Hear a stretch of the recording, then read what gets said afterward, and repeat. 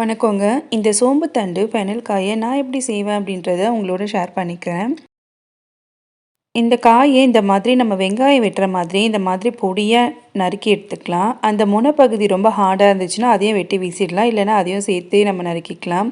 இப்போ இந்த மாதிரி ஒரு மீடியம் சைஸ் வெங்காயத்தையும் இந்த மாதிரி பொடியாக நறுக்கி எடுத்துக்கலாம். இப்போது ஒரு வாணலி நல்லா காஞ்சிருச்சு. வாணலி நல்லா காஞ்சதுக்கப்புறமா அதில் 3 டேபிள் ஸ்பூன் அளவுக்கு சமையல் எண்ணெயை நான் சேர்த்துக்கிறேன். எண்ணெய் நல்லா காஞ்சதுக்கப்புறமா 1/2 டீஸ்பூன் அளவுக்கு கடுகு சேர்த்துக்கலாம். கடுகோட 1/2 டீஸ்பூன் அளவுக்கு ஜீரகம், இது ரெண்டையும் சேர்த்து நல்லா கொஞ்சம் பொரிய விட்டுறலாம். இதோட நம்ம 2 டேபிள் ஸ்பூன் அளவுக்கு கடலைப்பருப்பு சேர்த்துக்கலாம். கடலைப்பருப்பு டேஸ்ட் உங்களுக்கு எந்த அளவுக்கு வேணுமோ அந்த அளவுக்கு சேர்த்துக்கோங்க. என்னோட குழந்தைக்கு கடலைப்பருப்பு அதில் நிறைய இருந்தால் அவனுக்கு சாப்பிட்றதுக்கு ரொம்ப பிடிக்கும். உங்களுக்கு நிறைய இருந்தால் பிடிக்காது அப்படின்னா நீங்கள் அளவு கொஞ்சம் குறைச்சி கூட சேர்த்துக்கோங்க. இதோட நம்ம ஒரு மீடியம் சைஸ் வெங்காயம் நறுக்கி வச்சுருந்தோம் இல்லைங்களா, அதையும் இப்போ நம்ம சேர்த்துக்கலாம். வெங்காயம் ரொம்ப நிறைய வதங்க வேண்டாம்.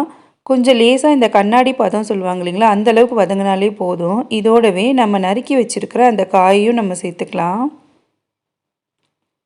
இது ரெண்டுமே ரொம்ப வேக வேண்டாம். ரெண்டுமே சேர்ந்து ஒரு 1/4 பங்கு அளவுக்கு வெந்தாலே போதும்.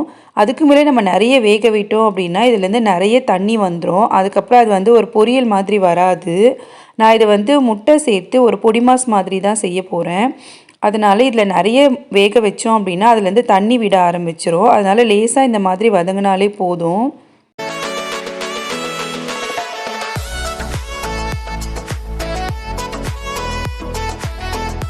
இப்போது காய் ஓரளவுக்கு லேசாக வதங்கிடுச்சு. இதோட 1/2 டேபிள் ஸ்பூன் அளவுக்கு உப்பு நான் சேர்த்துக்கிறேன்.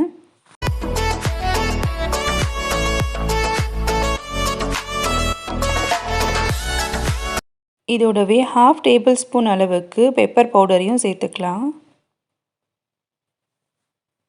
உங்களுக்கு இன்னும் காரம் அதிகமாக தேவைப்படும் அப்படின்னா நீங்கள் இன்னும் கொஞ்சம் அதிகமாக கூட பெப்பர் சேர்த்துக்கோங்க. ஸோ காரமும் உப்பும் உங்களோட டேஸ்ட்டுக்கு ஏற்ற மாதிரி தான். இந்த மாதிரி காயை சைடில் தள்ளி விட்டு நடுவில் கொஞ்சமாக பள்ளமாக பண்ணிக்கலாம். இப்போ இந்த இடத்துல நம்ம 3 முட்டையை இந்த மாதிரி உடைச்சி ஊற்றிக்கலாம்.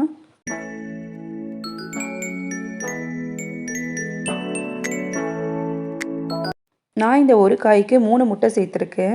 உங்களுக்கு முட்டையோட டேஸ்ட் இன்னும் நிறைய இருந்தால் பிடிக்கும் அப்படின்னா நீங்கள் இன்னொரு முட்டை எக்ஸ்ட்ரா கூட சேர்த்துக்கலாம். ஆனால் இந்த காய்க்கு 3 முட்டையே போதுமானதாக தான் இருக்கும்.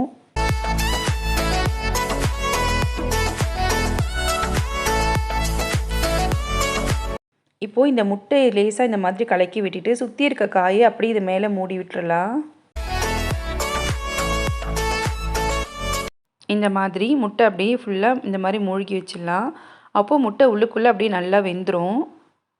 ஏன்னா ஏற்கனவே காய் முழுசாக வேகலை, ஒரு 1/4 பாகம் மட்டும்தான் காய் வெந்திருக்கு. இப்போ இதை அப்படியே நம்ம மூடி போட்டு சிம்மில் வேக வச்சிடலாம்.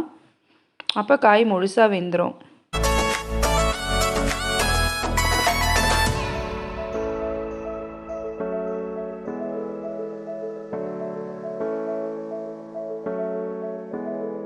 அதனால் இந்த மாதிரி மூடி போட்டு ஒரு 2 நிமிஷம் விட்டாலே போதும். சிம்மில் காய் நல்லா வெந்துடும். இப்போ பாருங்கள், உள்ளே இருக்கிற அந்த முட்டையுமே நமக்கு ஆம்லேட் போடுற அந்த நேரம் தான் தேவைப்படும் அது வேகிறதுக்கு.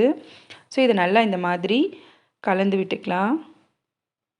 நம்ம வடிவேலு சொல்கிற மாதிரி இப்படி ஒரு பெரட்டு அப்படி ஒரு பெரட்டு அந்த மாதிரி இந்த காயை நம்ம கலந்து விட்டுக்கலாம்.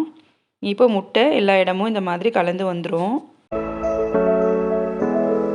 அவ்வளோதாங்க. இப்போ காயும் வெந்துருச்சு, முட்டையும் வெந்துருச்சு. ஒரு 5 நிமிஷத்துக்குள்ளே நம்ம இந்த காயை செஞ்சிடலாம். இந்த காய் உடம்புக்கு ரொம்பவே அவ்வளோ ஹெல்த்தி. ஃபீட் பண்ணுற மதருக்கு தாய்ப்பால் நல்லா சுரக்கிறதுக்கு இந்த காய் ரொம்பவே ஹெல்ப்ஃபுல்லாக இருக்கும். ஸோ ட்ரை பண்ணி பாருங்கள். இதில் நிறைய ஹெல்த் பெனிஃபிட்ஸ் இருக்குது. அதனோட ஹெல்த் பெனிஃபிட்ஸை நான் கீழே டிஸ்கிரிப்ஷனில் கொடுக்குறேன். அந்த லிங்க்கை நீங்கள் செக் பண்ணி பார்த்துக்கோங்க.